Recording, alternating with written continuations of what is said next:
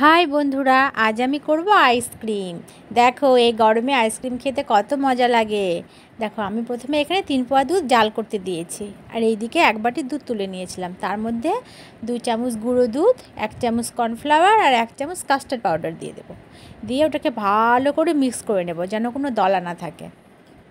দেখো আজ আমি করব তোমাদের ডাব আইসক্রিম করে দেখাবো। একটা ডাব খাওয়া হয়েছিল, তো ওই ডাবের মধ্যে অনেক শ্বাস ছিল।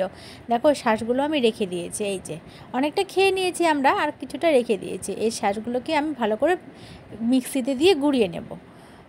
দেখো আর এই যে মিক্সটা করে রেখেছি, এই মিক্সটা একটু ঘন ঘন নাড়বো যেন দলা না বাঁধে।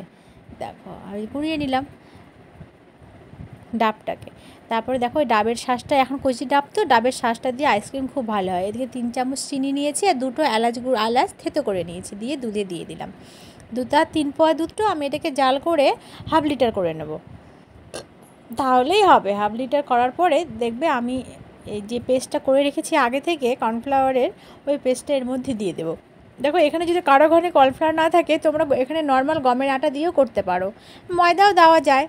তবে গমের আটাটা দিলে আমার বেশ ভালো লাগে, কালারটাও ভালো আসে, লাল লাল কালার আসে। কর্নফ্লাওয়ারের বদলে এখানে তোমরা গমের আটাও দিতে পারো। দিয়ে দেখো এটাকে ভালো করে জাল করে নেব, ঘন করে নেব, একদম ঘন, যেমন ঠিক খিরসা আমরা করি না, ঠিক খিরসার মতো করে করে নেব। দেখো নিয়ে ওই যে পেস্টটা আমি করলাম, যেটা করব, দেখো এটাকে অনেকক্ষণ ঠান্ডা করে নিতে হবে, একবারে ঠান্ডা করার পরে সেটা আমি আবার মিক্সিতে ঘুরিয়ে নেব 5-7 মিনিট। দেখো এইরকম করে নেবে, এইরকম। তারপর বন্ধ করে দিলাম, দিয়ে আমি ঠান্ডা হতে দেব। তারপরে এটাকে মিক্সিতে সেই নারকেলগুলো দিয়ে, যে ডাবটা নিয়েছিলাম ওটা দিয়ে, এটা দিয়ে ভালো মতো করে মিক্সিতে 7 মিনিটের মতো ঘুরিয়ে নেব। নেওয়ার পরে দেখো আইসক্রিম মোল্ড, যার আইসক্রিম মোল্ড আছে আইসক্রিম মোল্ডে দেবে।